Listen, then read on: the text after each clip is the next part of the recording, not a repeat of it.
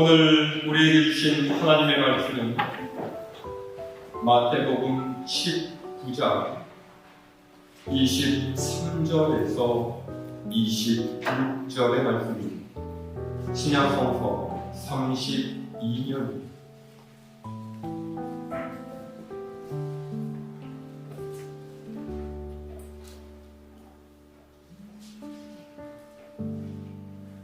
봉독하겠습니다.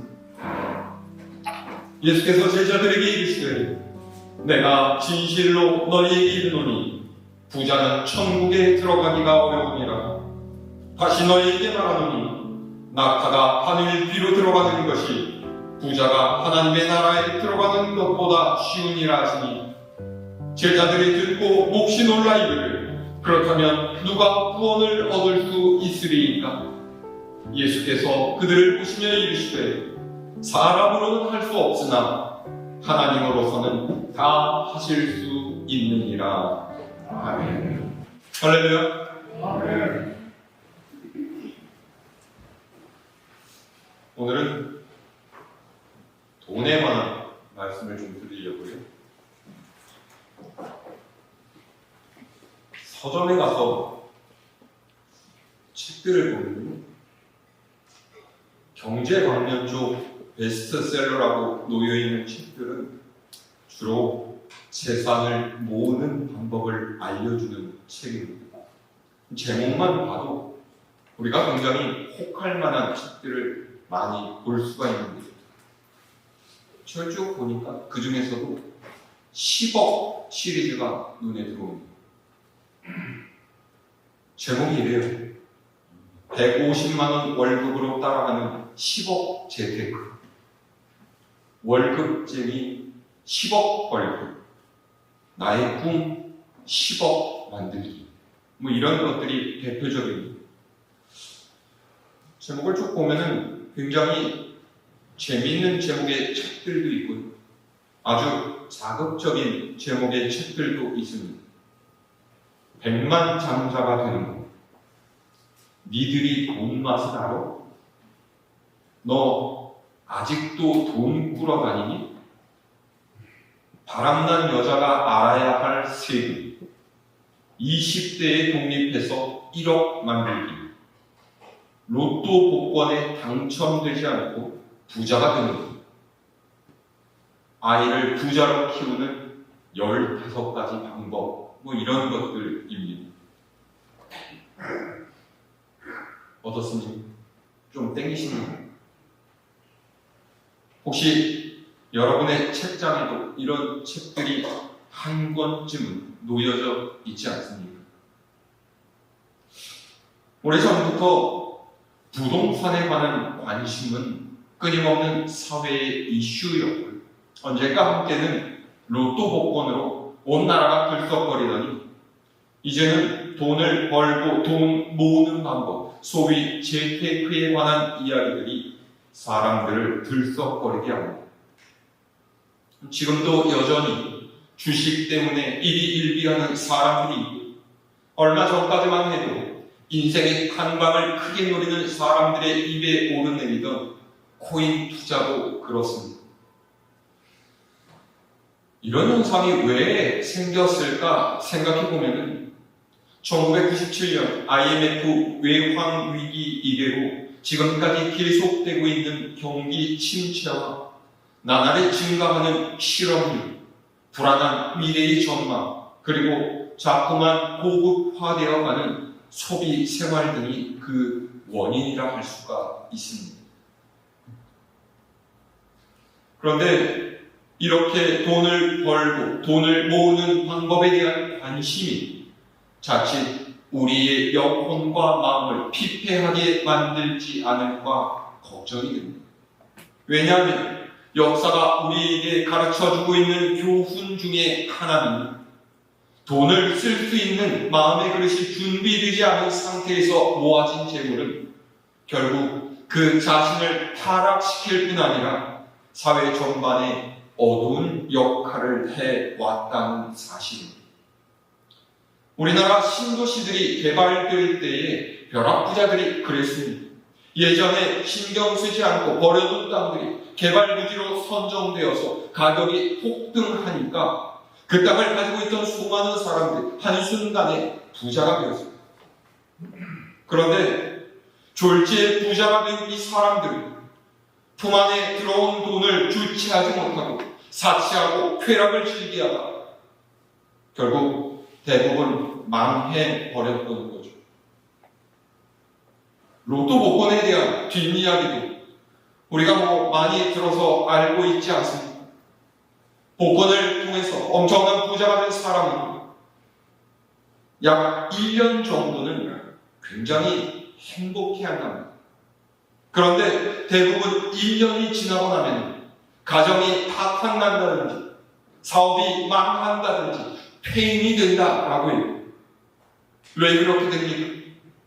돈을 쓸 수 있는 준비가 되어 있지 않은 상태에서 갑자기 주체할 수 없을 정도로 많은 돈이 들어오니까 규모 없는 소비를 하게 되고 흥청망청 돈을 쏟아대다가 결국은 망하게 된다는 거죠.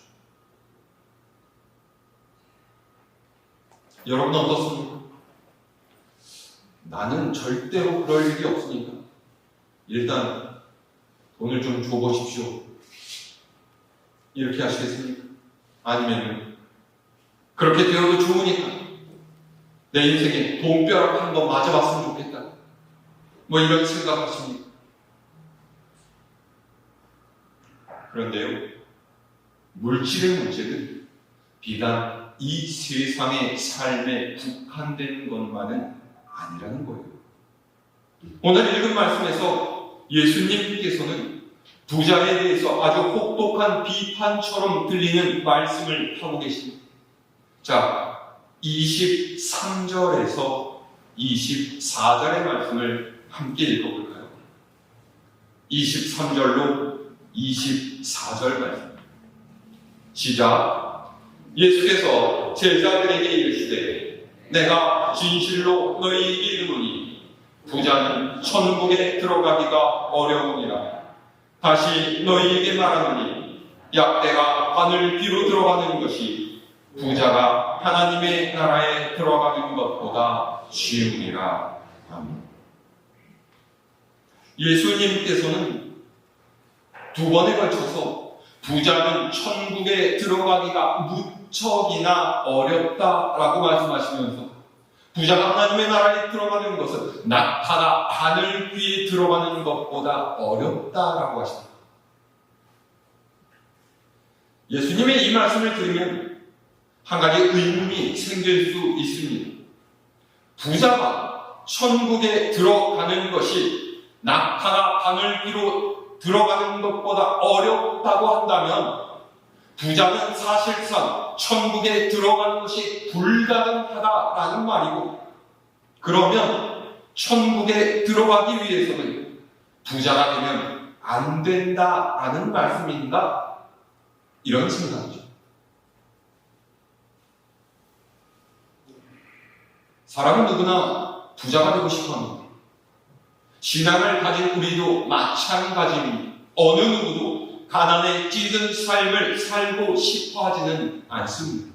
그런데 부자가 천국에 들어갈 수 없다라면 이 땅에서 부자가 되겠다는 꿈을 접어야 한다라는 말인지, 예수님의 이 말씀을 들은 제자들 또한 그런 의혹이 생겼던 모양이에요.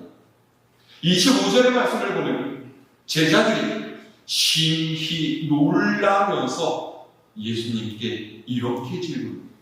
선생님, 그렇다면 과연 누가 구원을 얻을 수가 있겠습니까? 제자들이 심히 놀랐다라는 말은 부자가 천국에 들어가기가 어렵다는 말씀에 제자들도 큰 충격을 받았다는 뜻입니다. 왜입니까? 오늘날의 우리도 그렇게 생각하지만 당시 유대 사람들은 부자는 하나님께 축복을 받은 사람이라고 생각했기 때문에, 그러니까 그가 하나님께 신실하고 충성된 삶을 살아서 그를 어여삐 보신 하나님께서 물질의 복을 주셨기 때문에 부자가 될 수 있었다라고 믿었던 거죠. 그런데 예수님께서는 이런 생각과 정반대로 부자는 하나님의 나라에 들어가기가 어렵다라고 하시니까 제자들이 놀랐던 겁니다. 자, 그러면 왜 예수님께서 부자가 천국에 들어가기가 어렵다라고 말씀하셨어요? 정말로 부자는 천국에 들어가지 못하는 걸까요? 예수님께서는 모든 부자가 천국에 들어가지 못한다고 말씀하시는 것이 아닙니다. 예수님께서 말씀하신 부자의 의미는 단지 재물이 많은 사람을 가리키는 것이 아닙니다. 예수님께서 이 말씀을 하신 특별한 배경이 있어요. 오늘 말씀 바로 앞에 한 부자 청년과 예수님의 대화가 기록되어 있습니다. 여러분 이미 잘 알고 있는 이야기입니다. 부자 청년이 예수님을 찾아와서 물었죠. 선생님, 영생을 얻고 싶은데 어떻게 해야 내가 영생을 얻을 수가 있겠습니까? 이 청년은 좋은 가문에서 태어나 고급 교육을 받고 젊은 나이에 물질과 권세의 복을 다 누리고 있는 사람이었습니다.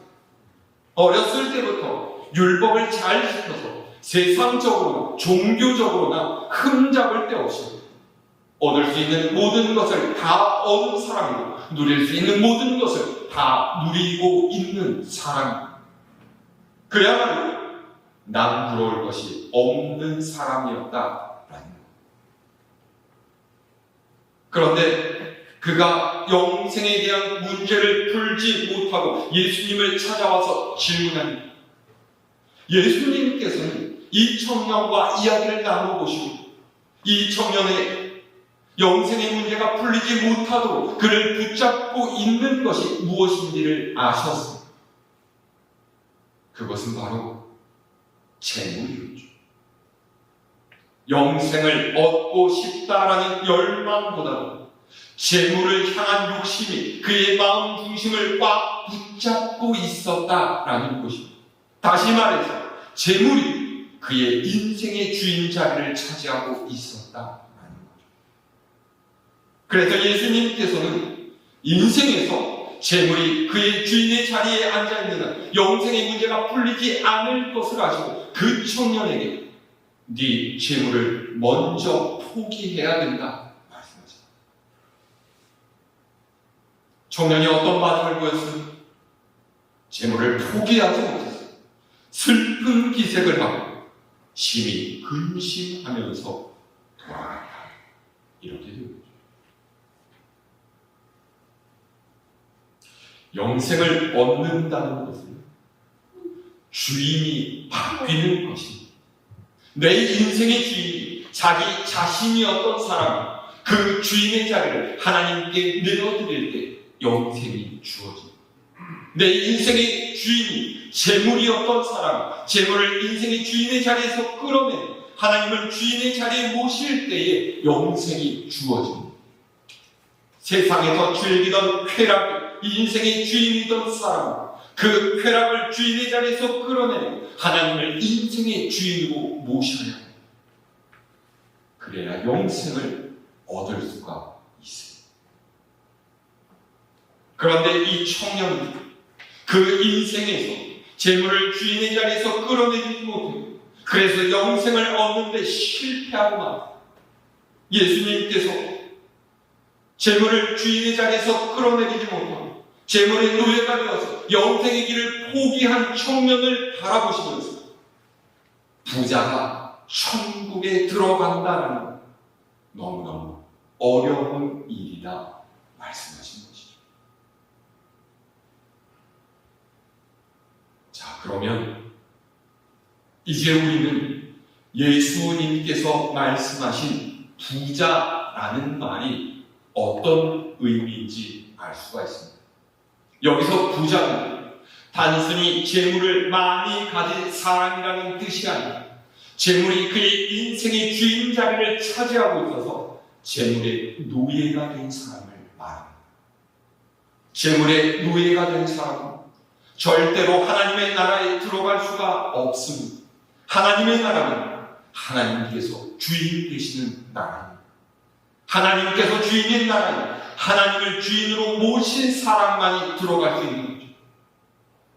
재물을 주인으로 섬기는 사람은 그 나라의 백성이 될 수가 없습니다. 재물이 그 인생의 주인이라는 말은 그는 재물을 하나님처럼 섬기고 있다는 말과 다르지 않기 때문입니다. 재물이 우리 인생의 주인이 되어서는 안 됩니다. 우리가 재물을 다스려야지 재물이 우리를 다스리게 해서야 되겠습니다. 부자 청년은 네가 가지고 있는 재물을 다 팔아서 가난한 자들에게 나누어 주라는 주님의 말씀을 듣고서 마음에 근심하면서 돌아갔습니다. 다른 것은 어떨는지 몰라도 내가 가진 재물만은 포기할 수가 없다라는 것입니다. 이 재물이 지금의 나를 유지시켜주고 앞으로의 내 미래를 보장해주고 나를 끝까지 지켜줄 최후의 보루라고 생각했기 때문입니다. 보십시오. 우리는 달라야 하지 않습니다. 재물이 아닌 하나님께서 나를 붙들고 계시고 하나님께서 내 미래를 보장해 주시고 나를 끝까지 지켜줄 최후의 보루가 재물이 아닌 내가 섬기는 하나님이라고 고백할 수 있어야 하지 않습니까? 이 청년은 하나님을 믿고 율법을 지켰을지는 모르지만 그의 삶에서 가장 중요한 이 고백이 없었다라는 것.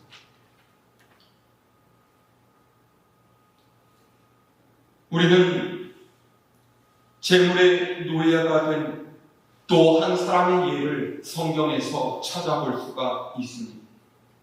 그는 누가복음 16장에 나오는 부자입니다. 이 부자는 호의호식하면서 날마다 잔치를 열고 살아갈 만큼 큰 부자였어요. 그런데 그 집 앞에 거지 나사로가 있었죠. 아무도 돌아보지 않는 불쌍한 거지가 자기 집 앞에 살고 있는데 그는 거지를 거들떠보지도 않았습니다. 그는 오직 자신만을 보고 있습니다. 재물의 노예가 되어서 재물의 눈이 가려지니 이웃도 보이지 않았던. 결국 이 부자는 죽어서 지옥에 갔습니다. 천국에 들어갈 수가 없었습니다. 왜 그렇습니까? 거지 나사로를 도와주지 않았다라는 것 때문에 지옥에 간 것이 아닙니다. 그는 하나님을 섬기며 사는 사람이 아닙니다. 집 앞에 나사로를 볼 수 없을 정도 재물에 그 인생이 붙잡고 재물의 노예였기 때문입니다.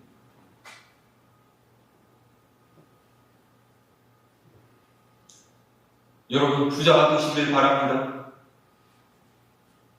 그냥 하는 말이 아니에요. 정말 부자가 되셨으면 좋겠습니다. 오늘 말씀 때문에 일부러 가난해질 필요는 없습니다. 부자 되세요.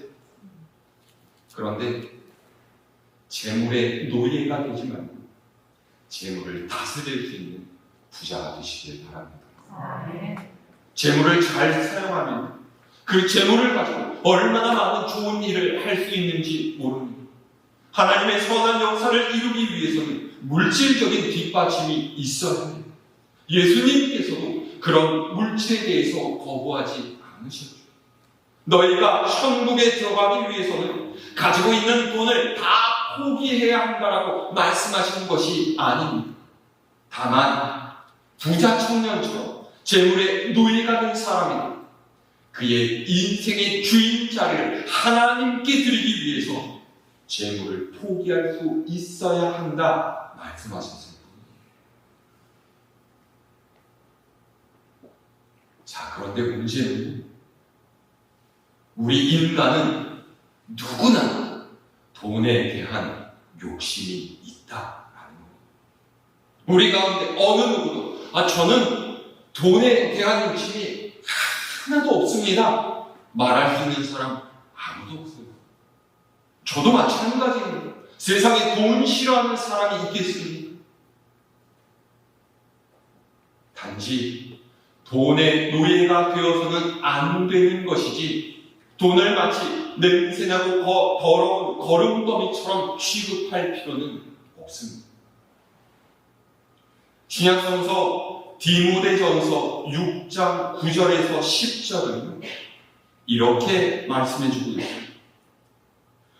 부하려 하는 자들은 시험과 올무와 여러가지 어리석고 해로운 욕심에 떨어지나니 곧 사랑으로 파멸과 멸망에 빠지게 하는 것이라.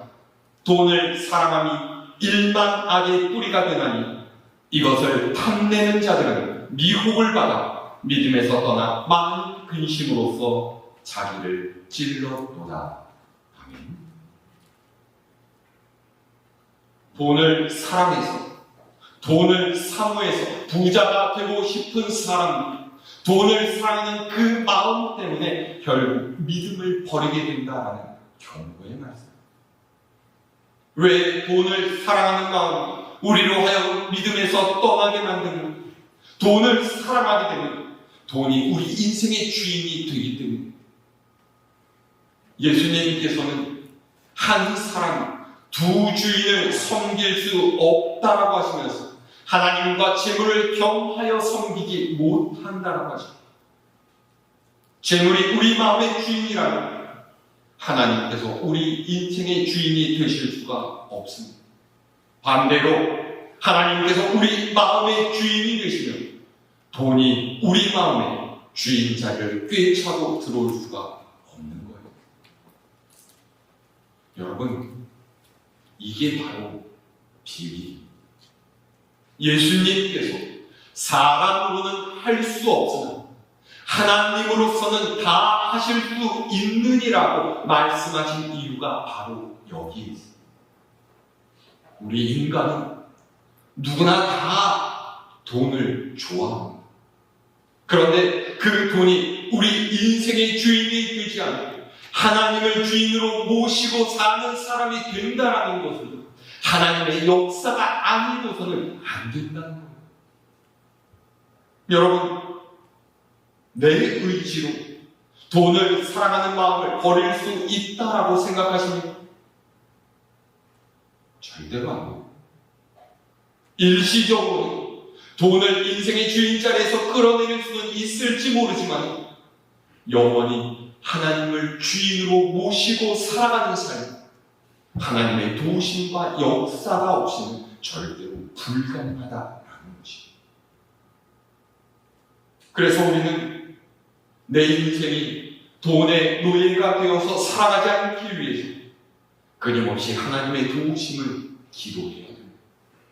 내 의지로는 돈을 사랑하는 이 마음을 끊을 수가 없고, 끊는 것 같다가 돈만 보면 또 삶에서 돈이 절실하게 필요해지면 금세 또다시 돈을 사랑하게 됩니다.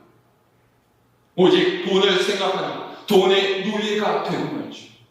이게 바로 우리 인간이 하나님께서 도우시지 않으면 우리는 이 시험을 벗어날 수가 없습니다.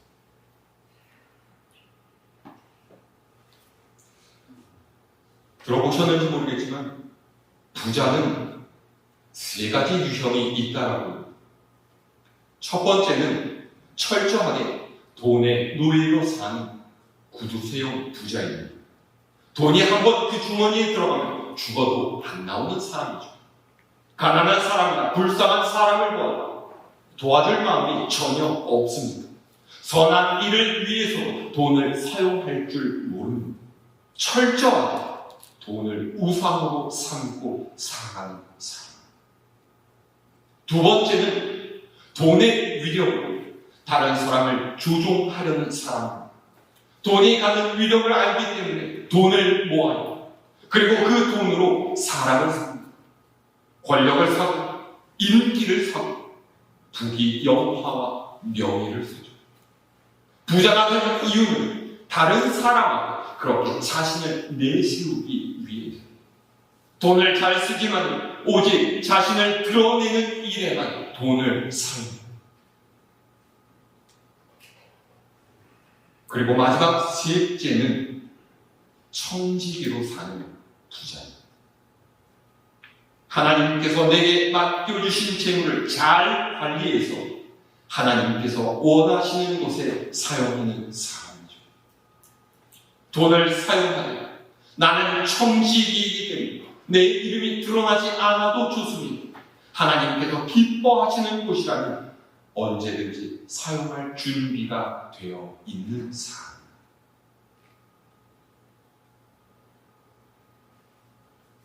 우리는 어떤 부자가 되어야 할까요? 세 번째, 너무 쉬운 질문입니다. 답하기는 쉽지만 그렇게 사는 것은 절대로 쉽지가 않습니다. 절대로 돈의 노예가 되어서는 안 됩니다. 부자만 돈의 노예가 되는 것이 아닙니다. 가난한 사람이 돈의 노예가 됩니다. 가난하기 때문에 더욱 돈을 갈망하죠. 영생보다도 돈을 더 갈망하고 하나님보다도 돈을 더 사랑하는 그런 사람도 돈의 노예로 사는 사람입니다. 여러분, 부하든 가난하든 돈의 노예로 사지 말고 청지기로 살아가시기를 바랍니다. 그것이 영생을 얻은 우리가 살아가는 삶의 방식입니다. 청지기로 하나님 앞에 충성하고 하나님께서 우리에게 더 많은 것들을 맡겨주실 것입니다. 비록 세상에 발을 딛고 살아갈 때 세상의 물질에 붙들려 사는 사람이 하나님만 내 삶의 주인이심을 고백하면서 하나님을 인생의 주인으로 모시고 삽니다. 그래서 이 어렵고 힘겨운 세상 믿음으로 이겨내고 승리하는 여러분 모두가 될 수 있기를 우리 주님의 이름으로 축원합니다.